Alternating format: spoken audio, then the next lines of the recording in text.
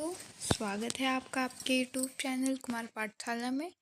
तो आइए आज हम लोग देखते हैं UP DElEd second semester science का सेकेंड चैप्टर। आप लोगों का फर्स्ट चैप्टर जो था वो कंप्लीट हो चुका है। अब हम लोग देखेंगे सेकेंड चैप्टर। सेकेंड चैप्टर में दिया हुआ है मृदा तथा फसलें। आप लोगों का जो सेकेंड चैप्टर है वो चैप्टर का नाम क्या है? ये मृदा तथा फसलें हैं, सॉइल एंड क्रॉप्स है। ठीक है, अब हम लोग चैप्टर देखते हैं। सबसे पहले हम लोग मृदा के बारे में जानते हैं कि मृदा क्या है, सॉइल क्या है। ठीक है, और मृदा के बारे में पढ़ने के बाद फिर हम लोग फसलों के बारे में पढ़ेंगे। सबसे पहले देख लीजिए मृदा क्या है। मृदा पृथ्वी के ऊपरी सतह पर महीन कणों से बनी हुई पतली परत मृदा कहलाती है। ठीक, क्या है मृदा? पृथ्वी की जो ऊपरी सतह पे जो महीन कण होते हैं उनको मृदा कहते हैं, मिट्टी कहते हैं। इसमें महीन धूल कणों के अलावा रेत, बजरी, कंकड़, पत्थर पाए जाते हैं। ठीक है, ये आप लोगों का क्या है? ये मृदा है। आगे देखिए, पेडोलॉजी के अनुसार क्या है? मिट्टी भूतल पर एक पतली परत के रूप में पाई जाती है। ठीक, जो मिट्टी है वो आपके भूतल पर, मतलब ये भूमि पर एक पतली परत के जैसे पाई जाती है, जिसका निर्माण चट्टानों के टूटने से प्राप्त हुए खनिज कणों, पेड़ पौधों एवं जीव जंतुओं के सड़े गले अंश, जल तथा गैस के मिश्रण से होता है। ठीक है, ये पेडोलॉजी के अनुसार था। फिर आगे अब देखिए क्या दिया हुआ है। अब देखिए आगे दिया हुआ है कि मृदा के कितने प्रकार हैं। टाइप्स ऑफ सॉइल, मृदा के कितने प्रकार हैं? तो मृदा के इसमें 10 प्रकार हैं। तो सबसे पहला देखिए क्या है। सबसे पहला बलुई मिट्टी है, सैंडी सॉइल। ठीक, क्या दिया हुआ है? इस मिट्टी के कणों का आकार अधिक होने के कारण इनमें पानी रोकने की क्षमता कम होती है। ठीक, क्या है? इस मिट्टी के कणों का आकार अधिक होने के कारण, मतलब थोड़ा सा ज़्यादा होने के कारण इनमें पानी रोकने की जो क्षमता होती है वो कम होती है, तथा इसके कणों के बीच में वायु अधिक होता है। इस मिट्टी में पोषक तत्व नहीं पाए जाते हैं, अतः यह मिट्टी पौधों के लिए उपयोगी नहीं है। जो ये बलुई मिट्टी होती है या फिर बालू ही देख लीजिए, जैसे बालू होता है तो उसमें ज़्यादातर आप लोग पौधे उगा नहीं सकते हैं, उपयोगी नहीं। इसे रेगिस्तान मिट्टी भी कहा जाता है। जैसे रेगिस्तान में मिट्टी होती है या फिर बालू होता है, वही है ये बलुई मिट्टी। ठीक, आप लोगों का दूसरा देख लीजिए, दूसरा कौन सी मिट्टी है? दूसरी मिट्टी आप लोगों की चिकनी मिट्टी है, क्ले सॉइल है। चिकनी मिट्टी के कण अत्यंत बारीक होते हैं, इसके जो कण होते हैं एकदम बारीक होते हैं। ठीक, इस मिट्टी में पानी का अवशोषण अधिक परंतु धीरे धीरे होता है। जो इसमें पानी सोखने की क्षमता है वो बहुत ज़्यादा होती है, लेकिन बहुत धीरे धीरे होता है। अतः पानी की अधिकता के कारण यह मिट्टी कम उपयोग इसका होता है। जो मिट्टी होता है, जैसे कभी देख लीजिए गांव में चूल्हा वूल्हा पोतने के काम आता है, या फिर जब जिसका मिट्टी का घर होता है उसमें ये वाली मिट्टी लगाई जाती है। तो सुबह से भिगोएंगे, जैसे सुबह भिगो दिए, शाम को या फिर दूसरे दिन उसको यूज़ में लाते हैं। ये कहे कि तुरंत ये लोग भिगो के तुरंत यूज़ कर लें तो वो नहीं हो पाता है। तो इसलिए इसमें मिट्टी पानी जो होता है वो ज़्यादा सोखता है, लेकिन धीरे धीरे सोखता है। इसीलिए इसको यूज़ में लाने के लिए उसके एक दिन पहले ही इस मिट्टी को क्या किया जाता है? भिगो दिया जाता है। ठीक, अब देखिए तीसरा कौन सी मिट्टी है? दोमट मिट्टी है। बालू, चिकनी मिट्टी तथा गाद के मिश्रण को दोमट मिट्टी कहते हैं। ठीक है, बालू जो होता है और चिकनी मिट्टी तथा गाद के मिश्रण को दोमट मिट्टी कहते हैं। ठीक, अब आप लोगों का चौथा मिट्टी कौन सा है देख लीजिए। चौथा मिट्टी है जलोढ़ मिट्टी। ठीक, यह मृदा सबसे अधिक उपजाऊ होती है। जो ये जलोढ़ मिट्टी होती है, ये सबसे ज़्यादा उपजाऊ होती है। यह नदियों द्वारा अपने साथ बहाकर लाए गए महीन मलबा के जमाव से बनती है। जो नदियों से बह के आता है, जो नदियों के पानी के साथ में जो भी कण जो बह के आता है, उसका क्या कहते हैं कि वो जब एक जगह जम जाता है तो वो क्या है, वही ये जलोढ़ मिट्टी है। भारत का उत्तरी विशाल मैदान इसी मिट्टी से बना हुआ है। ठीक है। फिर पांचवा आप लोगों का क्या है, पांचवा देखिए काली मिट्टी है। यह ज्वालामुखी सैलों से बनी मिट्टी होती है। जो ज्वालामुखी जब फटता है तो वही उसी से ये वाली जो मिट्टी है वो तब की बनी होती है। यह नमी को लंबे समय तक संजोए रखती है। भारत में यह महाराष्ट्र, मध्य प्रदेश और गुजरात के कुछ भागों में मिलती है। कहाँ कहाँ मिलता है इसको देख लीजिए। महाराष्ट्र में मिलता है, मध्य प्रदेश में मिलता है और गुजरात के कुछ भागों में मिलता है। यह मिट्टी कपास, गेहूँ आदि की फसल उगाने के लिए सर्वाधिक उपयुक्त है। ठीक है। जो कपास है, गेहूँ है, इसका फसल इसमें ज़्यादा उत्पाद होता है उसका। फिर अगला देखिए, छठवां क्या है आपका, लाल पीली मृदा, मतलब लाल और पीली मिट्टी। इस मिट्टी का निर्माण प्रायद्वीपीय पठारी भाग में पुरानी चट्टानों के टूटने से हुआ है। इनका रंग लाल पीला होता है। ऐसी मिट्टी गर्म और सूखे भागों में पाए जाने के कारण कम उपजाऊ होती हैं। ठीक है। ये जो मिट्टी है ये कम उपजाऊ होता है। उर्वरकों एवं सिंचाई की मदद से इसमें अच्छी फसल उगाई जा सकती है। ठीक। फिर उसके बाद देखिए सातवां आप लोगों का क्या है, सातवां है लैटराइट मिट्टी। क्या है, सातवां लैटराइट मिट्टी है। भारत में यह मिट्टी गर्म और अधिक वर्षा वाले स्थानों पर पाई जाती है। जहाँ पे भारत में जो है, जहाँ पे गर्म है, जहाँ पे गर्मी ज़्यादा होती है और वर्षा बहुत ज़्यादा होता है, वहाँ पे ये वाली मिट्टी मिलती है। अधिक वर्षा वाले क्षेत्रों में मृदा पोषक तत्व पानी में घुलकर रिस कर नीचे चले जाते हैं। पोषक तत्वों के अभाव में यह मिट्टी कम उपजाऊ हो जाती है। ठीक है। इस मिट्टी में चाय, कॉफ़ी, काजू आदि की खेती कृषि लोग मतलब करते हैं। ठीक। फिर आप लोगों का आठवां मिट्टी कौन सा है, पर्वतीय मिट्टी है। अब देखिए क्या है, माउंटेन्स सॉइल। देखिए आगे, भारत में इस मृदा का विस्तार पर्वतीय और पहाड़ी भागों में पाया जाता है। यह मृदा ढालों पर पतली परत के रूप में होती है, जबकि पर्वतों की घाटियों में मृदा की मोटाई अधिक होती है। इसी मृदा पर पर्वतीय वन पाए जाते हैं तथा कहीं कहीं सीढ़ीदार खेतों में खेती भी की जाती है। ठीक है। जब आप लोग इधर पर्वतीय एरिया में जाएंगे तो देखेंगे सीढ़ीदार उधर खेत बना होगा, कभी गए होंगे तो देखे होंगे। ठीक है। फिर आगे आप लोग देखिए क्या है, नौवां बलुई दोमट मिट्टी है। यह बलुई तथा दोमट मिट्टी का सम्मिश्रण है।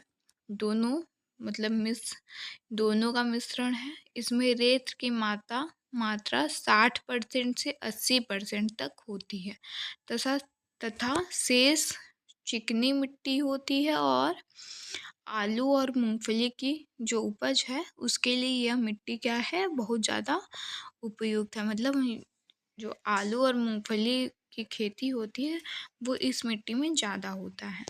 ठीक। आगे देखिए आप लोगों का 10वां क्या है, पथरीली मिट्टी। यह मिट्टी प्रायः पहाड़ी प्रदेशों में पाई जाती है।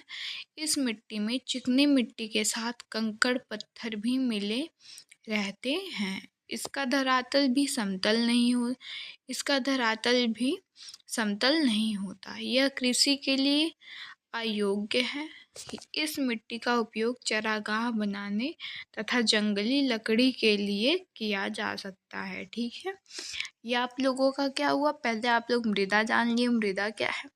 फिर मृदा कितने प्रकार के हैं, कौन कौन से हैं और कौन कौन से हैं उनके बारे में भी जान ली हैं। अब आगे आप लोग देखिए मिट्टी की संरचना, स्ट्रक्चर ऑफ सॉइल। ठीक है। पृथ्वी के ऊपरी धरातल को जिस पर फसलें उगाई जाती हैं, मृदा या मिट्टी, मृदा, मिट्टी या भूमि कहते हैं। क्या कहते हैं? पृथ्वी की जो ऊपरी धरातल है उसमें जो फसलें उगाई जाती हैं उसको क्या कहते हैं? मृदा, मिट्टी या भूमि कहते हैं। मिट्टी चट्टानों के कणों का वह समूह है जो कि वायु, जल, गर्मी, सर्दी इत्यादि भौतिक और विविध रासायनिक एवं जैविक शक्तियों द्वारा प्रभावित होकर पृथ्वी के ठोस भाग को हुए हैं। मिट्टी में 4 पदार्थ पाए जाते हैं जिन्हें मिट्टी के अवयव कहते हैं। अब देखिए वो पदार्थ कौन कौन से हैं। खनिज पदार्थ है, जैविक पदार्थ है, जल है, वायु है। ठीक है। वो आप लोगों का मिट्टी का संरचना था। मिट्टी का अब निर्माण देख लीजिए क्या है। मिट्टी का सॉइल फॉर्मेशन क्या है। मिट्टी का निर्माण विशाल चट्टानों के टूटने से होता है। मिट्टी का निर्माण किससे होता है? विशाल जो चट्टानें हैं उनको टूटने से होता है। अतः जो कारण चट्टानों के टूटने के हैं वह मिट्टी बनने के भी हैं। जो कारण जो चट्टानों के टूटने के हैं वही कारण आप लोगों का मिट्टी के बनने का भी है। चट्टानों की मिट्टी में बदलने की प्रक्रिया अपक्षय कहलाती है। मिट्टी के निर्माण में सहायक शक्तियाँ निम्नलिखित हैं। देख लीजिए क्या क्या है साहब शक्तियाँ।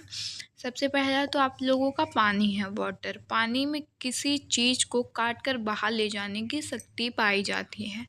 अब पानी जानते ही हैं, जब पानी कहीं से भी आता है, जितनी भी मिट्टी होता है या फिर कुछ भी होता है उसको अपने साथ में बहा के लेके जाती है। अतः वर्षा का पानी जब तीव्रता के साथ पहाड़ों के ढाल पर बहता है तो वह बड़ी बड़ी चट्टानों को काट डालता है। ठीक है।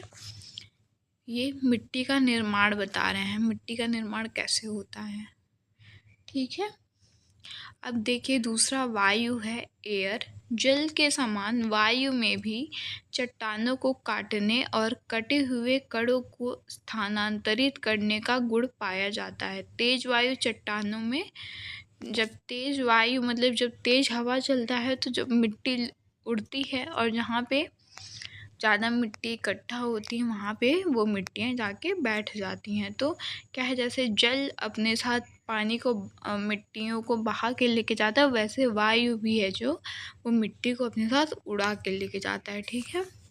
तीसरा आप लोगों का है बर्फ़, आइस।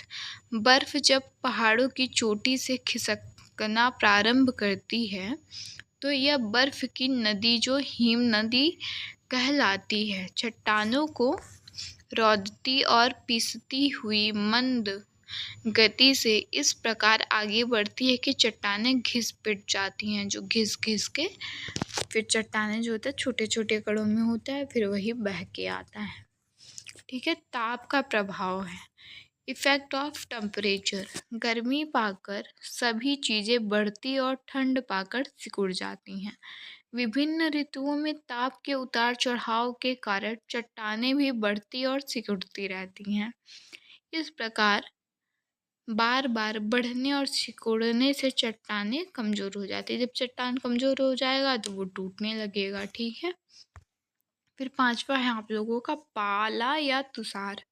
ठीक है। पाला या तुषार क्या है? पाला चट्टानों को तोड़ने में विशेष रूप से सहायक होता है। ताप प्रभाव के कारण चट्टानों में उत्पन्न हुई दरारों में पानी भर जाता है। ठीक है। और पाले के कारण वही जम जाता है। जमा हुआ पानी साधारण पानी की अपेक्षा अधिक स्थान घेरता है। ठीक। फिर उसके बाद छठवा है ज्वालामुखी पहाड़, वॉल्केनोज है ये। जब ज्वालामुखी पहाड़ों का उद्गार होता है तो बड़ी बड़ी चट्टानें टूट फूट जाती हैं। जब ज्वालामुखी फटता है तो आप लोगों को खुद ही पता होगा कि बड़ी बड़ी जो चट्टान होता है या फिर भूमि ही होता है, जब वॉल्केनो आता है तो बहुत बड़ी बड़ी चीज़ें टूट फूट जाती हैं। इन ज्वालामुखी पर्वतों से राख और लावा निकलता है जो कालांतर में कृषि भूमि में बदल जाता है। ठीक। फिर सातवां देखिए भूकंप है, अर्थक्वेक है। कभी कभी पृथ्वी में अचानक कंपन को ही भूकंप कहते हैं। एक निश्चित भूकेंद्र से भूकंप की तरंगे चारों ओर फैलती हैं। भूकंप से भवन, सड़कें, बांध व रेल मार्गों को काफ़ी क्षति उठानी पड़ती है। ठीक है। फिर आप लोगों का 8वां क्या है? जैविक शक्तियाँ हैं। ठीक। जैविक शक्तियाँ क्या हैं? देखिए, सभी जीवधारियों जैसे पेड़ पौधे, जानवर, पक्षी, जीवाणु, फफूंदी अथवा अन्य जीवधारी मरने के बाद मिट्टी में परिवर्तित हो जाते हैं। मृदा अपरदन। अब आप लोगों का क्या हो गया? मिट्टी का जो निर्माण था वो किससे किससे हुआ? पानी से हुआ। वायु, बर्फ, ताप का प्रभाव जो था, पाला या तुषार था, फिर ज्वालामुखी था, अवतारण था, भूकंप था, जैविक शक्तियाँ थी, इतना कुछ था। मिट्टी का निर्माण इन सब चीज़ों से होता है। ठीक है। फिर अब आप लोग क्या करेंगे? मृदा अपरदन देखेंगे। मृदा अपरदन क्या है? मृदा के एक स्थान से दूसरे स्थान तक पहुँचने अथवा मूल स्थान से हट जाने को मृदा अपरदन कहते हैं। ठीक है। मृदा के फिर वो पहला था, आप लोगों का दूसरा डेफिनेशन देख लीजिए, थोड़ा सरल ही है। मृदा के कटाव और उसके बहाव की प्रक्रिया को ही क्या कहते हैं? मृदा अपरदन कहते हैं। इससे मिट्टी कम उपजाऊ हो जाती है। ठीक है। मृदा अपरदन से जो हानियाँ होती हैं उसको देखिए। मृदा मृदा अपरदन से निम्नलिखित हानियाँ हैं। ठीक। पहला आप लोगों का मृदा अपरदन के कारण मिट्टी की ऊपरी परत हट जाती है, जिससे वह भूमि अधिक उपजाऊ नहीं रहता। ठीक। जब ऊपरी परत हट जाएगा तो वो जगह जो होगा वो कम उपजाऊ हो जाएगा। दूसरा क्या है? अत्यधिक अपरदन से भूमि ऊंची नीची हो जाती है। जब पानी कहीं कहीं से, जब मिट्टी जो है वो बहने लगता है कहीं कहीं से, तो कहीं नीचे हो जाएगा मिट्टी, कहीं ऊपर हो जाएगा। फिर बाद में जब वहाँ पे कोई भी चीज़ उगाई जाएगी तो उसको फिर से समतल किया जाता है। फिर मृदा अपरदन के कारण क्या क्या है देख लीजिए। मिट्टी के कटाव के निम्नलिखित कारण है। ठीक है। भूमि का ढाल, तीव्र हवाएं।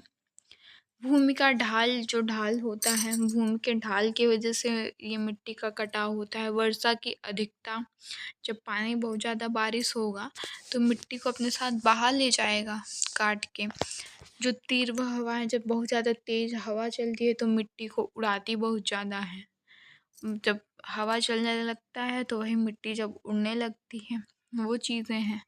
वनों की कमी, जब वनों की कमी रहेगी, जानते ही हैं पेड़ के वजह से मिट्टी जो होती है वो कम बहती है।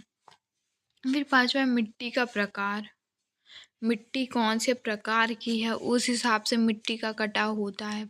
कभी कभी ये होता है कि कुछ मिट्टियाँ होती हैं वो पानी में नहीं बहती हैं, और कुछ मिट्टियाँ होती हैं वो बहने लगती हैं, वह या फिर हवा से उड़ने भी लगती हैं। कुछ मिट्टियाँ होती हैं, मतलब कि मिट्टी के प्रकार, वो मिट्टी कौन से टाइप की है वो उस पे निर्भर करता है।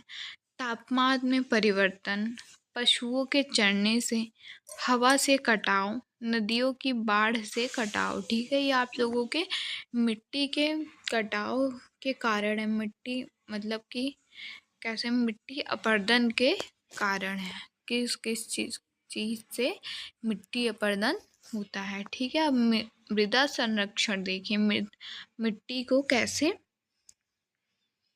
सही से रखें। मृदा अपरदन को रोकने और उसके उपजाऊ को, उसको जो होता है उपजाऊ बनाए रखना मृदा संरक्षण कहलाता है। ठीक है। जो मृदा संरक्षण है, मृदा अपरदन को रोकने और उसके उपजाऊपन को बनाए रखना मृदा संरक्षण कहलाता है। मृदा संरक्षण के उपाय कौन कौन से हैं ये देखिए। सबसे पहला तो है वृक्षारोपण है। बंजर मृदा, नदी, घाटी तथा पहाड़ों और ढलानों पर पेड़ उगाने से जमीन मृदा संरक्षण किया जा सकता है। ठीक है। दूसरा है वन संरक्षण करें। मानव जाति के द्वारा वनों के वृक्षों और अंधाधुंध कटाई मृदा अपरदन का प्रमुख कारण बनती जा रही है। ठीक है। ये जो बहुत ज़्यादा पेड़ वगैरह काटे जा रहे हैं उसकी वजह से, जब पेड़ कटते जा रहे हैं तो मिट्टी क्या होता है, तो बहने लगता है। या फिर आप लोगों का क्या है, बाढ़ नियंत्रण जो है, नदियों के जल को नहरों द्वारा सूखाग्रस्त क्षेत्रों की तरफ मोड़कर तथा जल संरक्षण की अन्य सुनियोजित विधियों द्वारा भी बाढ़ों को रोका जा सकता है। ठीक। फिर आप लोगों का चौथा है नियोजित चराई। हद से अधिक चराई से भी पहाड़ी ढालों की मृदा ढीली पड़ जाती है और पानी का बहाव इन ढीली मृदा को बड़ी आसानी से अपने साथ बहा ले जाती है। ठीक है। बंध बनाना। अवनालिका अपरदन से प्रभावित भूमि में बंध या अवरोध बनाकर मृदा अपरदन को रोका जा सकता है। यह विधि न केवल मृदा का अपरदन रोकती है अपितु इससे मृदा की उर्वरता बनाए रखने, जल संसाधनों के संरक्षण तथा भूमि को समतल करने में भी बहुत सहायक मिलती है। ठीक है आप लोग। सीढ़ीदार खेत बनना। देश के पर्वतीय ढालों पर मृदा के संरक्षण के लिए सीढ़ीदार खेत बनाना एक अन्य विधि है जिससे मृदा अपरदन कम हो सकता है। सीढ़ीदार खेत बनाने से तात्पर्य पर्वतीय प्रदेशों में ढलान के आर पार समतल चबूतरे बनाने से है। ठीक। फिर आगे देखिए, यह आप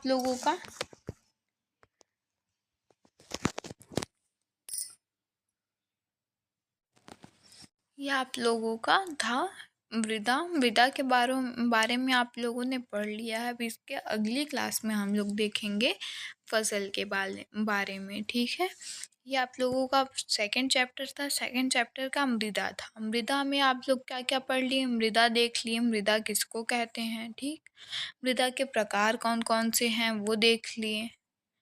मृदा के प्रकार सबसे पहला बलुई मिट्टी है, चिकनी मिट्टी है, दोमट मिट्टी है, जलोढ़ मिट्टी, काली मिट्टी, लाल पीली मिट्टी है। फिर लैटराइट मिट्टी है, पर्वतीय मिट्टी है, बलुई दोमट मिट्टी, पथरीली मिट्टी। ठीक। ये आप लोगों का मिट्टी के कितने प्रकार हैं वो देख लिए और कौन कौन से नाम है और नाम उसके बारे में आप लोगों ने जान लिया। फिर उसके बाद मिट्टी की संरचना क्या था वो भी देख लिए आप लोग। मिट्टी का निर्माण कैसे हुआ था वो आप लोगों ने देखा। उसके आगे क्या है, मृदा अपरदन क्या है, मृदा संरक्षण कैसे किया जा सकता है, ये सब चीज़ आप लोगों ने देख लिया। मृदा संरक्षण के उपाय कौन कौन से हैं ये सब चीज़ें भी आप लोगों ने देख लिया। अब इसके आगे हम लोग देखेंगे फसल के बारे में इसके अगली क्लास में देखते हैं। इसके पहले आप लोग आकाश गंगा का जो चैप्टर है, फर्स्ट चैप्टर है, अगर आप लोग वो नहीं पढ़े हो तो आप लोग पिछली क्लास में जाके आप लोग वो सब चैप्टर पढ़ सकते हैं। ये आप लोगों का सेकंड चैप्टर था। मृदा हम लोग पढ़ चुके हैं। उसके आगे हम लोग फसल के बारे में इसके अगली क्लास में पढ़ेंगे। तो चलिए अब हम लोग अगली क्लास में मिलते हैं। चैनल अगर आप लोगों को अच्छा लगा हो तो चैनल को सब्सक्राइब कीजिए, लाइक कीजिए, शेयर कीजिए अपने दोस्तों के साथ में। आप भी पढ़िए, वो भी पढ़िए। तब तक हम लोग मिलते हैं अगली क्लास में।